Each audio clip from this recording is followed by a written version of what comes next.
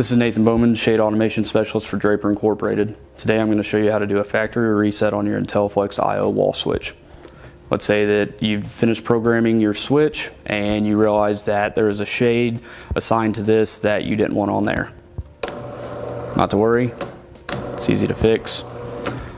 You just simply press and hold the add and skip button at the same time for roughly 8 seconds or until the LEDs stop flashing.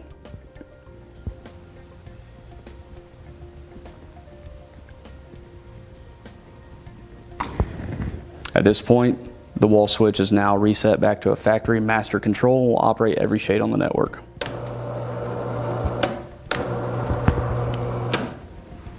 If you have any further questions regarding the programming of an Intelliflex I/O single zone wall switch, please reach out to Draper Tech Support at 1-800-238-7999.